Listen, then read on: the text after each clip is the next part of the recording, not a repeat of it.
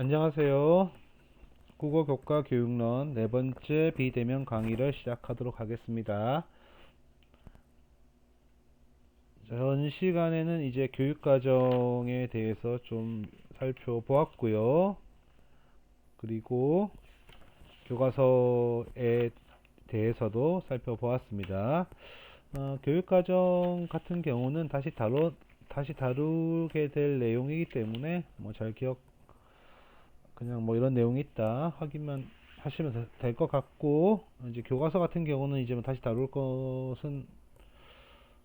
일 없기 때문에 전 시간에 했던 국어 교과서의 개념과 성격, 성격에서 특징 몇 가지, 그리고 국어 교과서와 국어 교과서의 학습 목표와 교육 과정과의 관련성, 그리고 교과서 학습 활동의 두 층이, 그리고 이제 단원 구성 방식의 세 가지 장단점에 대해서 세 가지의 구성 방식의 모습과 장단점에 대해서 좀 잘 알아두시면 좋을 것 같습니다. 이번 시간에는 이제 교과서의 활용부터 시작해가지고 교수 학습 방법까지 나가도록 하겠습니다. 자, 교과서를 활용하는 방법은 이제 크게 두 가지가 있는데, 잘 아시겠지만 이제 글 중심 교과서관, 즉 닫힌 교과서관이라 해서 그 교과서를 중심으로 수업을 하는 거예요. 교과서를 모범으로 인식을 하고 이를 또 이해하고 모방해야 될 대상으로 인식을 하는 것이 글 중심 또는 닫힌 교과서관이라고 할 수 있습니다. 사실 이제 부교재가 발달하지 않고, 또한 국가 수준의 어떤 그 대입 시험이 있고, 그리고 전국적으로 공통의 교육 과정을 가지는 이 대한민국의 경우 글 중심의 교과서관이 아직도 꽤 유효하다고 볼 수 있겠습니다. 이 교과서관의 장점은 기본적으로 이제 학습 목표를 달성하는 데 효율적이고, 또 전국의 교육 수준을 비슷하게 만들 수 있다. 그러니까 어떤 다른 요인들이, 교과서를 제외한 다른 요인들은 사실 지역이라든지 지역에 따라서 많은 차이가 있습니다. 그런데 이 교과서 중심으로 수업을 하게 되면 그 지역에 따른 차이가 어느 정도 상쇄될 수밖에 없다. 마찬가지로 교사도 사실상 같은 임용고사를 보고 왔다 하더라도 그 실제 수업할 때 영향 차이를 보일 수밖에 없는데, 그러한 영향 차이에 따른 교육의 질을 완충해주는 그러한 역할을 한다는 점에서 굉장히 의의가 있는 그런 교과서관이라고 할 수 있겠습니다. 즉, 이 닫힌 교과서관이 무조건 배척할 건 아니고요. 이제까지 이러한 교과서관에 의한 수업이 계속되었다는 것은 그 나름의 장점이 분명히 있었다는 겁니다. 그러니까 흔히 말하듯이 깔 땐 까더라도 알고 까야겠죠. 예. 그렇기 때문에 이 교과서관은 어떤 전국의 교육 수준을 일정하게 유지시키는, 특정 수준을 유지시키는 그러한 점에서 굉장한 장점을 보인다는 거죠. 그러나 단점 역시 많은데, 첫째, 이제 교과서 제재를 이해하고 해석하는 것 중심으로 수업이 이루어질 수밖에 없다는 점에서 좀 창의적이고 능동적인 학습자의 참여가 아무래도 좀 약하다. 참여를 기대하기 어렵다. 그리고 독해 위주의 수업, 독해력 평가, 그런 것들이 중심이 되기 때문에 수업 내용 자체도 좀 한계가 있다는 점, 그것이 단점이라고 볼 수 있습니다. 물론 이제 최근에 교과서는 다양한 학습 활동 또는 그 기타 활동을 교과서 안에도 많이 수록하고 있기 때문에 이런 여기 제시된 단점 같은 것이 어느 정도 극복이 될 수 있다고는 할 수 있으나, 교과서 안에 있는 활동만 가능하다는 점에서 좀 자유롭고 창의로운 활동이 교사 입장이든 학생 입장이든 그것이 그렇게 용이하지 않다는 점은 분명한 한계다. 그렇게 이야기할 수 있겠습니다. 그래서 이를 극복하기 위한 것이 두 번째 이제 목표 중심 교과서관, 뭐 흔히 말하는 열린 교과서. 열렸다면 좋아 보이잖아요. 열린 교과서관인데, 교과서는 이제 완벽한 모델이 아니라 학습 목표 달성을 위한 도구의 하나로 보는 겁니다. 학습 목표를 달성하기 위한 도구는 여러 개 있고 교과서는 그 중 하나다. 물론 가장 효율적인 도구임은 부정할 수 없으나 교과서만 가지고 학습 목표를 달성할 필요는 없다. 학습 목표를 달성하기 위한 여러 가지 다른 부교재라든지 활동들을 교과서와 함께 병행하겠다 하는 것이 목표 중심 교과서관입니다. 이 교과서관의 장점은 이제 활동 중심 수업의 가능성이 높으며 학습자는 능동적이고 적극적인 소통 주체가 될 수 있다는 것, 그리고 아무래도 교사의 그 교육 철학을 충분히 펼칠 수 있다는 점, 여기 나와 있지는 않지만 교사의 교육 철학이 반영된다는 점도 장점으로 작용할 수 있겠죠. 그러나 단점은 이제 교사의 전문성과 노력이 굉장히 필요하며 아무나 할 수 있는 게 아니라는 뜻입니다. 그리고 교사의 철학이 마음껏 펼쳐진다는 것은 이 교사가 가지는 국어관이 건전한, 최소한 보편적인 수준 아래서의 교육관을 가지고 있어야지, 뭐 흔히 말하는 뭐 특정 이념으로 뭐 경도되는 그런 거라든지 특정 어떤 이익단체의 또는 종교의 편향되는 그러한 교육관이 바탕이 되면은 오히려 더 큰 문제가 생길 수 있다는 단점이 있죠. 뭐 실제 가끔 뉴스에서 나오는 뭐 특정 종교라든지 특정 이념의 교육관을 학생들에게 강조해서 문제가 생기는 경우가 흔히 있습니다. 그리고 이제 장점에서 능동적이고 적극적인 소통 주체가 될 수 있다고 했는데 꼭 그런 건 아니에요, 사실. 여러분들 고등학교 2학년, 3학년 생각해 보시면 뭐 교과서도 중요한 교재였지만 또 교과서 밖에 있는 여러 교재들도 아마 수업 시간에 많이 활용을 하셨을 겁니다, 선생님들께서. 그런데 그 활용 양상을 보자면 그 다른 교재를 통해서 뭐 다양한 활동을 제공한다든지 아니면 여러분들의 어떤 발표력이라든지 그런 것들을 강조한다든지 뭐 그런 게 아니라 다만 수능이라는 것을 대비하기 위한 도구로서 뭐 부교재들을 사용했던 경우가 많죠. 이거는 창의성하고 능동성, 적극성 뭐 그런 것이 사실 뭐 나올 여지가 없잖아요, 그죠?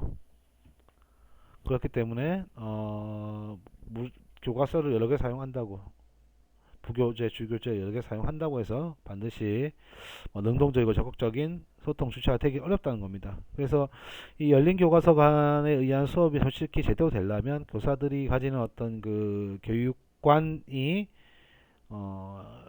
보편적인 수준에서 벗어나서는 안 되며 또 교사들에게 전문성과 노력을 많이 요구하기 때문에 현장에서 그 교사들에게 충분한 수업 준비할 그런 시간과 물리적 여유들이 제공되어야지만 사실 가능하죠. 여러분들 뭐 주변에 교사들이 있는 경우가 있습니다. 선배들도 있고요. 그런 경우 보시면 현실적으로 학교에서 수업을 어떤 내용을 수업할 것이냐는 전에도 제가 말씀드린 것 같은데 그 교사들에게 크게 고려사항이 아니에요, 사실은. 물론 뭐 수업 열심히 하기 위해서 노력하시는 분이 없다는 게 아니라 많이 계시지만 그것만 집중할 수 있는, 온전히 집중할 수 있는 환경이 아니고 그 수업도 잘하고 학교 행동도 잘하고 교사와의 관계도 원만히 유지하고 학부모하고도 잘 뭐 저렇게 하는 교사가 되려면은 다른 사람들이 고맙겠지만 그 교사 그분들한테는 굉장히 스트레스를 받는 뭐 그런 일일 수 있단 말이죠. 예. 물론 학생이 편하기 위해서 교사가 교사는 불편을 감수해야 된다는 점은 저도 당연히 맞다고 생각하지만 현실적으로 볼 때 교사들에게 좀 주어진 짐이 적지는 않다는 거, 교육만을 위해서 온전히 교사들에게 어떤 그 이런 지원들이 제공되는 게 아니고 교사들이 해야 할 일이 많다는 점. 말하다 보니까 자꾸 교사에 대한 제가 약간 그 옹호를 하는 듯한 느낌이 있긴 한데, 여러분들도 현장에서 교사 교육을 담당하실 분이기 때문에 미리 좀 말씀을 드리는 겁니다. 자, 그랬든 교과서는 이제 닫힌 교과서 강과 열린 교과서 간이 있는데, 이 둘을 뭐 어느 게 옳다 그르다 하다기보다는 닫혔다고 나쁘고 열렸다고 옳은 것은 아니고요.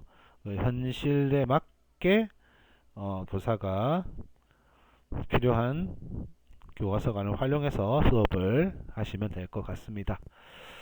자, 그러면 여기까지 해서 교과서에 대해서 이제 수업을 했는데, 아까 이제 그 다음은 교수 학습 방법입니다. 자, 5번 교수 학습 방법인데요. 이제 뭐 당연히 국어과 교수 학습 방법이겠죠. 여기 있는 내용들은 이제 그 2008년도에 나온 국어과 교수 학습 방법이라는 그 최지연 외 7명 정도가 쓴 카바가 책꽂이에 꽂아 놓으면 새카만 부분만 보이고 꺼내 놓으면 그 자주색 패턴이 있는 뭐 그러한 책인데요. 이 책이 나온 지가 좀 됐죠. 여러분들 지금 내가 이제 동영상 강의가 아니라 거의 음성 강의이기 때문에 보여드릴 수 없지만 여러분들 한번 검색하면 나올 거예요. 영락에서 나온 국어과 교수학습 방법이라는 책이 있는데, 이 책에 나온 내용 중심으로 정리를 한 겁니다. 그래서 혹시 더 궁금하시거나 좀 더 내가 디테일하게 알아야겠다, 아니면 좀 제 설명이 좀 잘 이해가 안 되는데 이거 뭘 물어봐야 될지 모르겠다, 그런 경우에는 그 영락에서 나온 국어과 교수학습 방법, 최지연 외 한둘 셋 넷다 6명이 쓴 책을 보시면 될 것 같습니다. 자, 그러면 프린트 10페이지를 한번 10페이지가 아니지 12페이지를 한번 펴 보겠습니다. 제가 드린 프린터에 쪽수가 표시되어 있지 않지만 여러분들이 다 좀 미리 프린트한 다음에 표시를 해서 하셔가지고 보시면 좋을 것 같아요. 자, 첫 번째로는 교수학습 방법의 개념과 특징입니다. 교수학습 방법이 뭐냐? 의미를 보시면 실제 수업 전개를 위해 교수자가 어떤 수업 모형이나 기법 등을 적용해서 구성한 구체적인 수업 계획이다. 그러니까 쉽게 말해서 여러 이론들 또는 여러 수업 모형들 또 여러 기법들을 적용해 가지고 특정 단원에 맞게 좀 요약 좀 짧게 그러니까 미시적으로 설명하자면 특정 단원에 맞게 특정 단원에 어떻게 수업을 할 것인가 하는 구체적인 수업 계획이고, 보통 이제 그 실습을 나가시게 되면 아마 그 수업 계획서, 수업 지도안, 그런 거를 생각하시면 될 것 같아요. 그것이 이제 즉 교수학습 방법이 형상화된 것이 수업 지도안이다. 그렇게 생각을 하면 되겠습니다. 그래서 이론적으로 정립된 형태가 모형이라면 방법은 그 모형을 이제 어떻게 적용하는가, 실제 수업 국면에서 바로 어떻게 활용할 수 있는 그러한 것이 교수학습 방법이라고 보실 수 있겠습니다. 교수학습 방법은 이제 여러 변인들을 고려해서 설계가 되어야 되는데요. 자, 총 4가지 측면이 있습니다. 우선 교사 측면이 있는데 교사의 관점이나 능력, 흥미 등을 고려해야 된다. 즉 내가 교사라면 내가 할 수 있는 것, 또는 내가 교육을 어떻게 보는가 하는 관점, 내가 어떤 데 관심을 가지고 있는가, 그런 것들을 고려해야지 내가 교사가 능동적으로 수업을 해 나가는 것이기 때문에 하기 싫은 거 억지로 한다거나 잘 모르는 걸 하면 안 되겠죠. 그렇기 때문에 교사관 측면에서 보자면 교사는 특정한 교수학습 방법을 시행하기 위해서는 흥미, 능력 그런 것들이 뒷받침되어야 되며 또 교사가 교육에 대한 관점이 어떠한가. 뭐 예를 들어서 좀 지식 정보 전달이 그래도 현재 교육에서 불가피하다라고 생각하는가, 아니면 좀 다양한 활동을 통해서 학생들의 국어 능력을 키워주는 것이, 실제적인 국어 능력을 키워주는 것이 더 필요하다고 생각하는 것에 따라 가지고 아무래도 교수학습 방법은 바뀌겠죠. 전자처럼 지식을 중요시한다면 지식 전달에 적합한 교수학습 방법이 좋을 것이고, 활동을 중요시한다면 실제적인 국어 경험을 통해서 국어 능력을 기르는 교수학습 방법을 선택할 것이죠. 그것이 교사의 관점이고요. 능력이나 흥미도 당연히 고려되어야 할 요소입니다. 두 번째는 이제 학습자 측면인데요.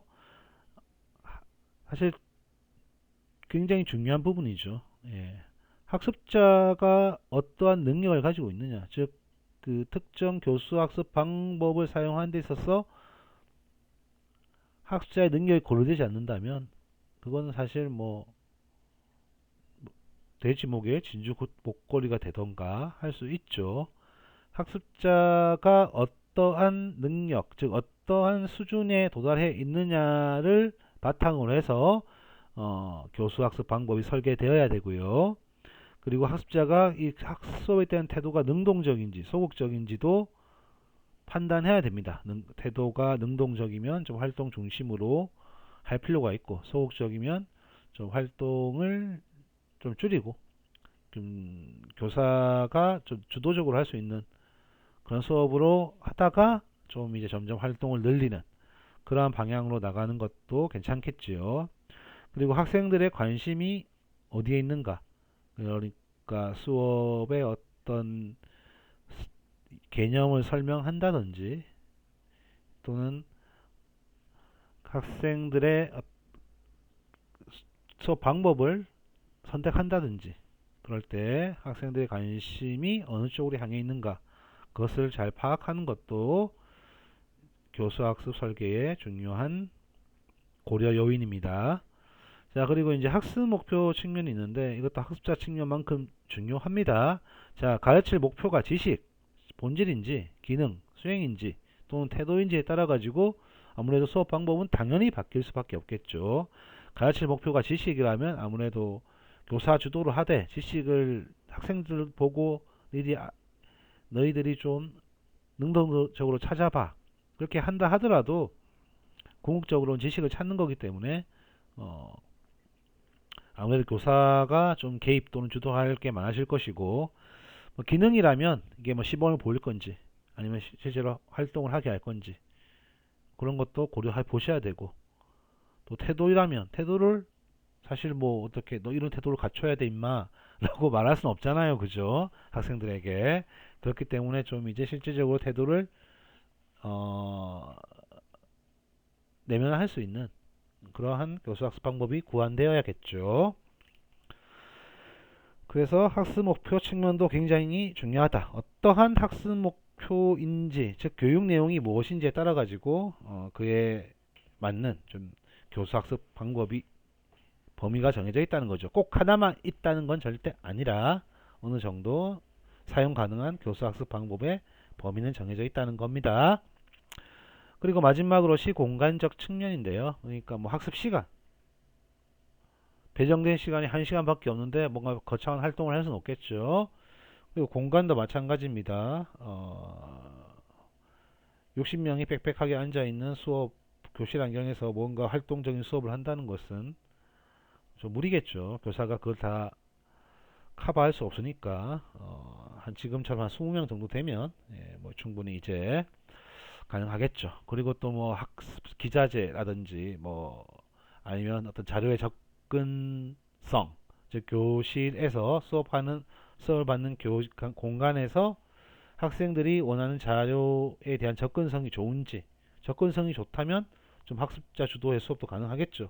그러니까 접근성이 낮다면 아무래도 좀 수업 방식도 미리 숙제를 내준다든지 자료를 찾아오는 거 아니면 좀 다른 방향으로 구안을 할 필요가 분명히 있습니다.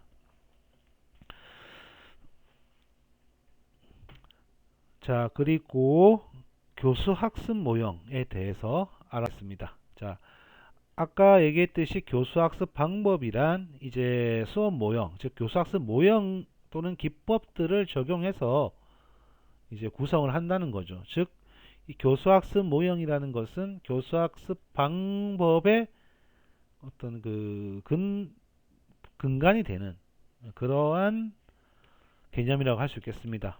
좀 뭐 비유를 하자면 교수 학습 방법은 어떤 상황에 따라 다르니까 뭐 빠롤 같은 거고, 교수 학습 모형은 뭐 랑그라고 해야 되나요? 뭐 그렇게 생각을 하셔도 될 것 같은데 적절한 비유인지는 모르겠습니다만은, 자, 교수 학습 모형의 의미를 보겠습니다.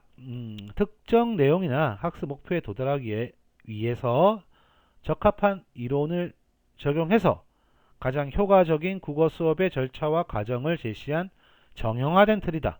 즉, 적합한 이론을 적용하는 거죠. 어떤 뭐 교육 철학일 수도 있겠고, 그냥 철학일 수도 있겠고, 뭐 아니면 뭐 다른 교육과 관계없는 뭐 심리학이라든지 뭐 그런 거일 수도 있겠죠. 하여튼 그런 이론들을 적용해서 어떻게 가장 효과적인 국어 수업의 절차, 과정들을 어떻게 제시하는 거죠. 그것을 정형화되게 제시를 한 겁니다. 즉, 이제 특정 교수 학습 모형들은 수업 절차와 과정이 정형화돼서 제시되어 있다. 물론 약간씩의 그 제시하는 그 주체에 따라서 약간의 차이는 있으나 근본적으로는 유사한 거의 똑같은 과정을 지니고 있다. 같은 교수 학습 모형이라면 같은 과정을 지니고 있다 라고 보시는 것이 맞습니다. 그리고 2번 보시면 아까 설명드렸던 내용, 교수학습 방법은 교수학습 모형을 바탕으로 하여 만들어진다. 자, 그러므로 교수학습 모형을 숙지해서 각 교수학습 상황에 맞게, 그리고 앞서 말했던 변인을 고려해서 학습 방법을 구상하게 되죠. 그러니까 교수학습 방법을 설계하기 위해서는 여러 교수학습 모형들에 대한 이론적인 지식이 있어야 되고요. 그것을 앞서 봤던 네 가지 변인들을 고려해 가지고 가장 적절한 방법을 구안하게 된다는 겁니다. 이해되셨죠? 자, 그러면 네 번째, 주요 모형들에 대해서 몇 가지 살펴보겠습니다. 뭐 모형들을 구체적으로 설명드리긴 좀 어려울 것 같고, 각각의 모형들이 어떠한 과정으로 진행되며 특징과 장단점에 대해서 좀 살펴보시면 좋을 것 같습니다. 우선 직접 교수법 또는 직교수 모형인데요. 자, 이제 가장 우리가 현장에서 많이 쓰이는 그런 교수법이라고 할 수 있습니다. 네, 여기 뭐 프린트에는 직접 교수법이라 되어 있고, 화면에는 직접 교수 모형이라 되어 있는데, 보통 직접 교수법이라 말 많이 쓰죠. 원래는 직접 교수 모형이라 해도 관계없습니다. 특징을 보자면, 자, 언어 수행에 필요한 학습 내용이나 또는 과제 해결을 명시적이고 단계적으로 지도하는 데 초점을 둔 교사 중심의 모형이다. 그러니까 요약하기라는 어떤 언어 수행에 필요한 학습 내용이 있다. 그거는 어떻게 학생들에게 요약하기는 이렇게 하는 것이야 라고 직접 어떻게 보여주는, 그리고 그것을 단계적으로 설명해주는 그러한 것에 초점을 둔 교사 중심, 즉 교사가 중심이 되고 학생은 약간 수동적이 될 수밖에 없는 그러한 모형입니다. 행동주의 철학 심리학에 기반을 둔 그런 모형이죠. 쉽게 말해서 교사가 시범을 보여요. 그러면 어떻게 학생은 그대로 따라합니다. 따라하는 도중에 궁금한 것이 있으면 질문을 해요. 질문을 통해서 궁금한 것을 해결하면 어떻게 자기가 스스로 그걸 할 수 있게 되겠죠. 즉 교사의 능력이 학생들에게 자연스럽게 전이가 되게 하는 것이죠. 전이가 됐다면 그 기능 또는 전략을 학습한 기능 또는 전략을 다른 상황에 적용해 보는 것으로, 또는 그런 전략을 이제 자동화, 즉 기능의 영역으로 변화시키는 거죠. 전략이라 그러면 내가 이걸 해야지 하는 목적 의식을 갖고 하는 거라면, 기능 되어 버리면 그냥 자동적으로 그냥 이렇게 요약하게 하니까 당연히 필요 없는 문장 착착착 쳐내고 또 상이어 하이어 구분해 가지고 하이어는 상이어로 바꾸고 하는 식으로 자동적으로 그 기능을 익힐 수 있게 하는 것이 이제 뭐 이 자동 아니 직접 교수법의 최종 목표라고 할 수 있겠습니다. 자, 장점을 보시면 국어 사용 전략 또는 기능을 효율적으로 습득하는 데 유용하다. 이게 사실 원래 국어 교육에서 활용된 것이 아니라 뭐 비행기 조종이라든지 또는 뭐 복잡한 기계를 사용하는 복잡한 기계를 작동시키는 그러한 이제 교육을 시킬 때 먼저 교관이나 지휘관들이 이제 시범을 보여주고 그 다음에 단계적으로 그 학습자들이 군인이나 그 기술자들이 따라하는 뭐 그러한 데서 시작된 교육이라고 해요. 근데 그것이 그러니까 주로 인지적인 어떤 그 기능보다는 좀 근감각적인 기능을 익히는데 조금 더 적합하긴 한데 이것이 사실 그 효율성 엄청난 효율성으로 말미암아서 뭐 그런 모든 교육에 다 공통적으로 활용이 되고 있습니다.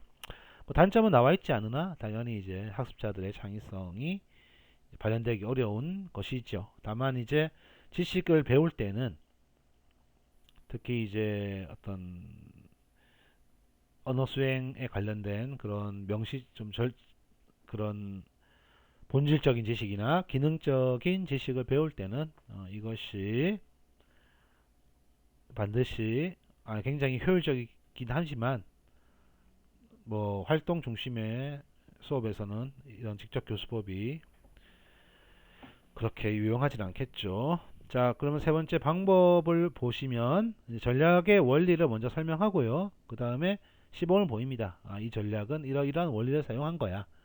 그 다음에 시범을 보입니다. 실제 요약하기를 한다면 교사가 요약할 글을 원체 학생에게 보여주고 자기가 어떻게 요약하는지 자, 뭐 이 문장은 필요 없는 거니까 빼버릴게. 이 문장은 하이어가 몇 개 중첩된 문장이니까 이 문장을 다 상이어 이 하이어의 개념을 다 포함하는 상이어가 들어간 하나의 문장으로 만들어 볼게. 그런 식으로 시범을 보입니다. 그리고 그 다음에 이제 질문은 밑에 절차의 표를 보시면 전략의 개념을 이해하기 위한 질문 그리고 전략의 사용 사례가 적절한지 그런 것을 확인하는 질문이며 뭐 교사가 학생한테 할 수도 있고 학생이 교사한테도 할 수 있겠죠. 그런 질문들이 있고 마지막에 이제 활동하기는 실제 언어상 다른 교사가 시범 보인 글 말고 다른 글을 통해서 교사가 해당 교사가 보여주었던 시범 보였던 전략을 사용하고요. 그 다음에 이제 다른 언어 상황에도 한번 전시켜 보기도 하고 궁극적으로는 자동화 될 수 있도록 하는 것이 이 직접 교수법의 과정이라고 볼 수 있겠습니다. 자, 그럼 두 번째로는 현시적 교수 모형인데요. 이제 이 모형의 특성은 가시적으로 드러나지 않는 전략 활용을 구체적 예시나 말을 통해서 좀 더 더욱 구체적으로 보여주는 것. 즉, 가시적이지 않은 것을 가시적이게 만드는 것. 그래서 현시적인 거예요. 예. 눈에 보이게 하는 거예요. 현실로 보이게 하는 거.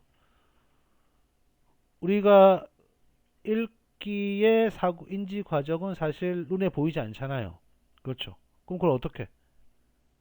특성 밑에 사고 구술을 적극적으로 활용한다. 사고 구술. 즉, 읽기를 위해서 사용되는 인지적 전략은 겉으로 보이지 않으나 교사가 자신이 읽은 과정 내에서 사용되는 전략을 어떻게 말로써 또는 뭐 예로써 주로 말로 하겠죠. 사고구술로. 사고구술이 뭡니까? 생각나는 것을 말로 하는 거잖아요.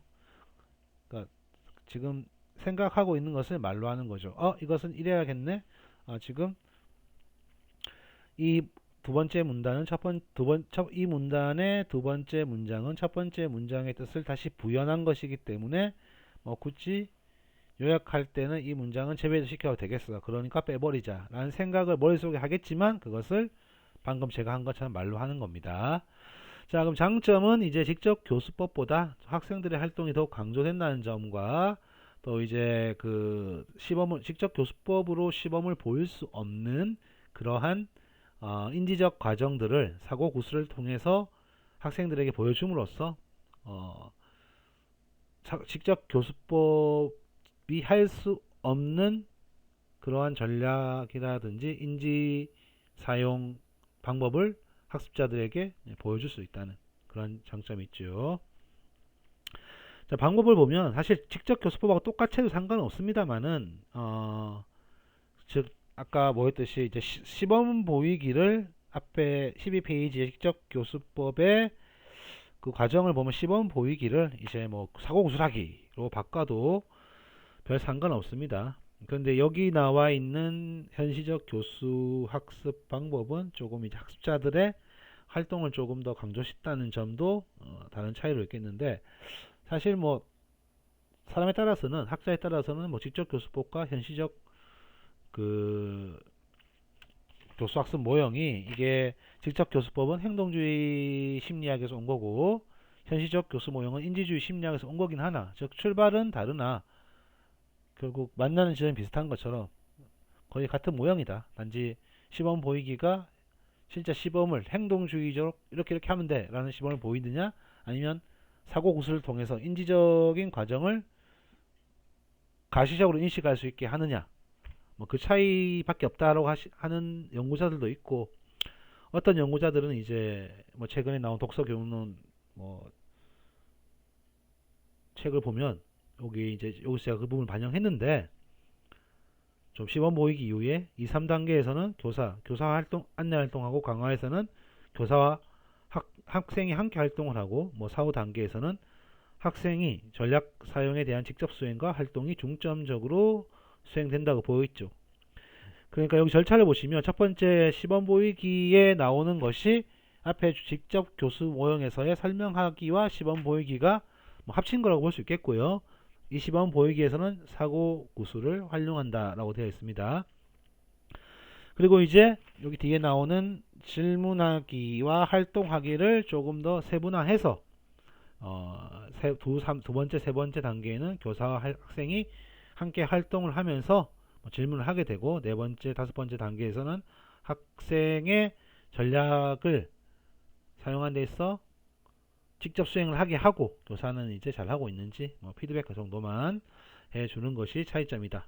요약하자면 직접 교수법과 별 차이가 없다. 그냥 시범 보이기에서 어떤 인지적 과정을 현시적으로 보여준다. 그 차이만 있다라고 하는 연구자들도 있고, 아니면 좀 교사 중심의 활동에서 벗어나서 학생의 활동이 강화되었다. 직접 교수법보다 그렇게 말씀하시는 분도 있습니다. 이 정도만 알아두시면 될 것 같고요. 중요한 거는 사고 구술입니다.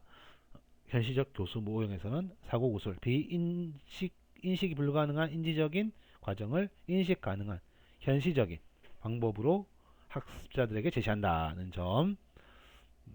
원래 연구자마다 말이 다른 거는 사실 연구자들이 알면 되지, 우리는 그냥 다른 게 있구나 하는 정도로만 알면 되겠죠. 자, 그럼 세 번째 보겠습니다. 아이고 이네요. 직접 교수 모형, 현시적 교수. 세 번째는 상보적 교수 모형입니다. 자, 상보적 교수 모형은 이제 상호 보완적이라는 말이겠죠. 개념과 특성을 보자면 학생들끼리 또는 학생과 교사가 상보적인 도움을 통해 서로가 서로를 보완하는 그런 도움을 통해서 전략을 익히게 하는 수업 방식입니다.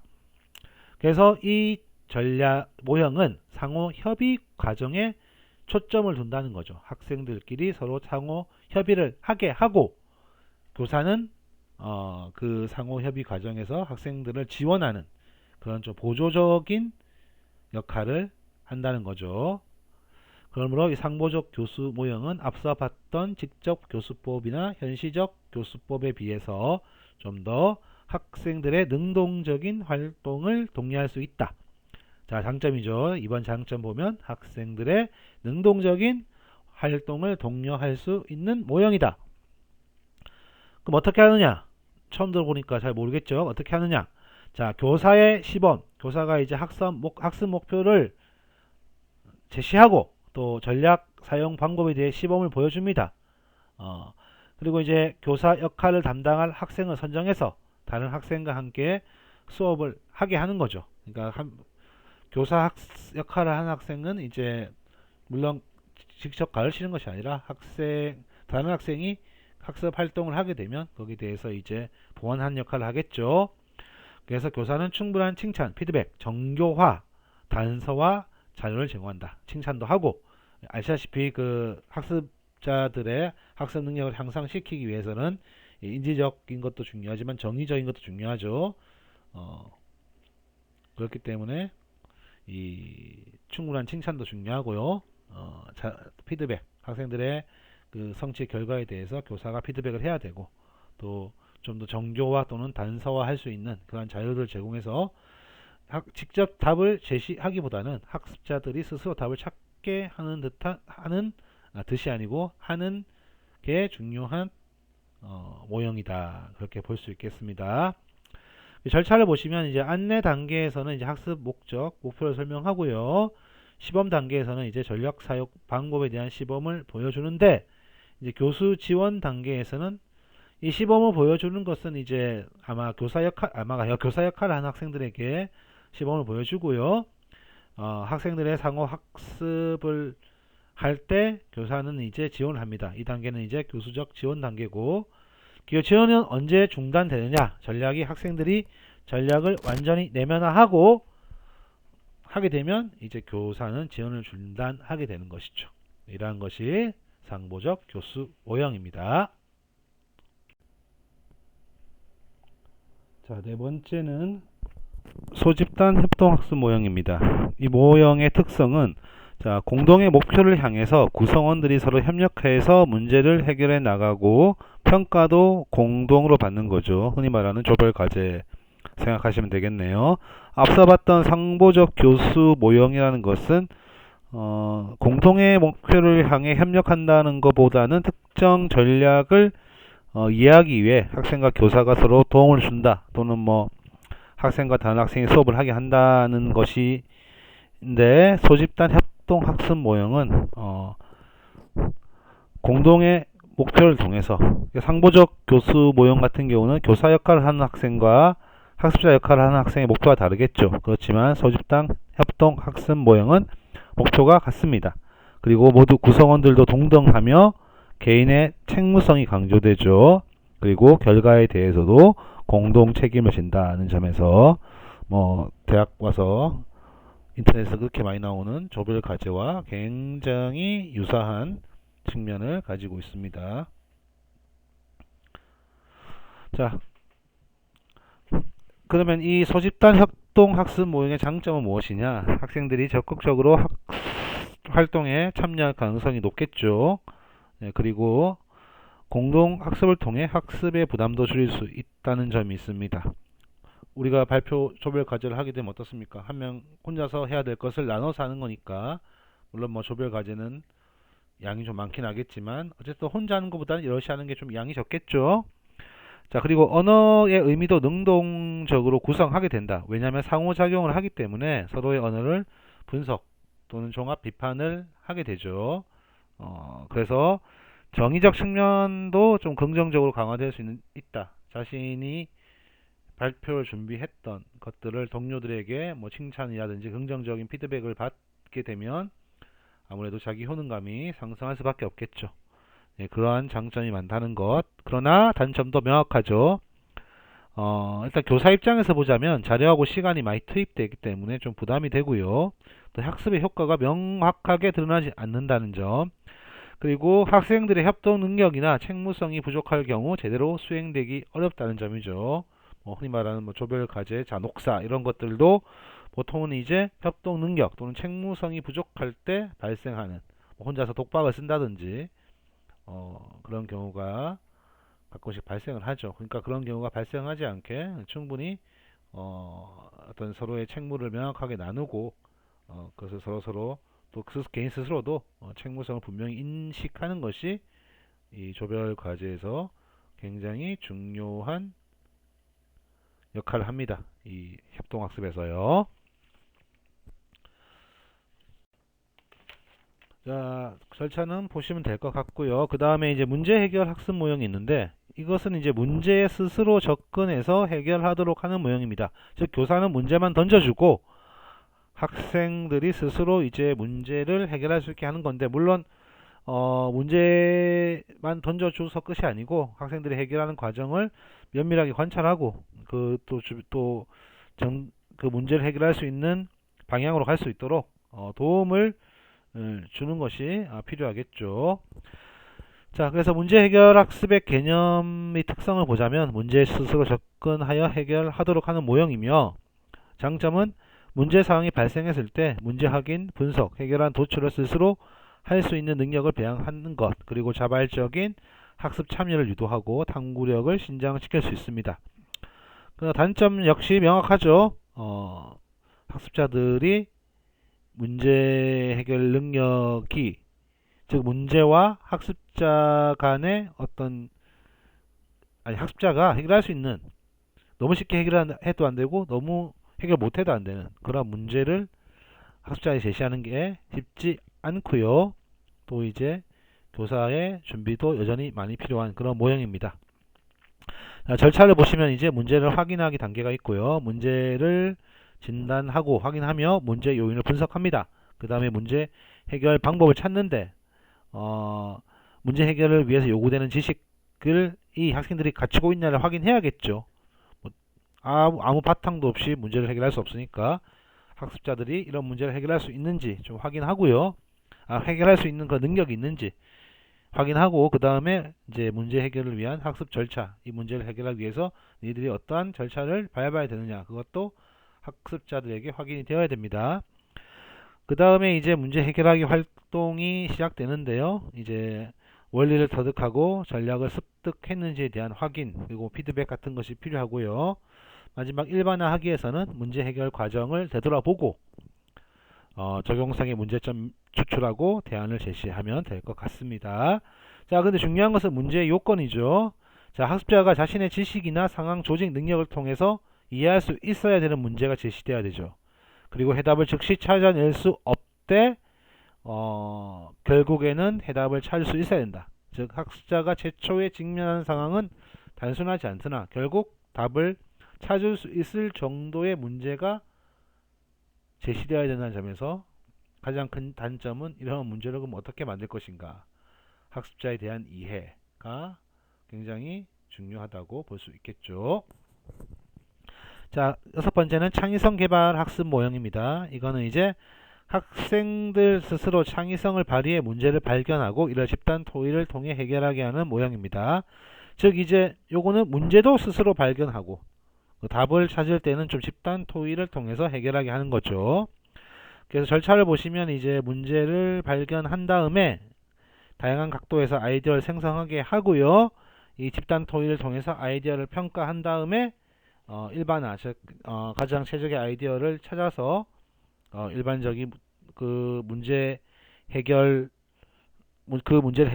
그 아이디어가 다른 문제도 적용되는지, 그리고 문제점을 발견한 해결 방안에 어떤 문제점을 확인하고 또 적용 가능성을 탐색하는 것이 창의성 개발 학습 모형입니다.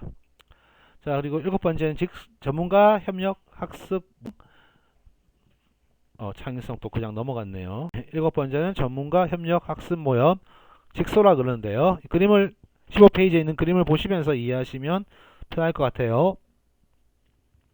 자, 특정한 주제에 대해서 깊이 있게 공부할 때 사용하는데, 이 전문가 집단이 철저히 공부해서 다시 자기 소속 집단으로 돌아가 각자 공부한 주제를 모집단 동료에게 가르쳐주고 평가받는 방법입니다. 그래서 탐구력, 협동심, 의사소통 능력을 배양하는 좋음이 있으나 좀 한차시에 실현하기 어렵고, 좀 협동적 사고와 책무성에 대한 학습 및 훈련이 필요하다는 점에서 아까 봤던 소집단 협동 학습 모형과 유사하다라고 볼 수 있겠습니다. 다만 이제 소집단 협력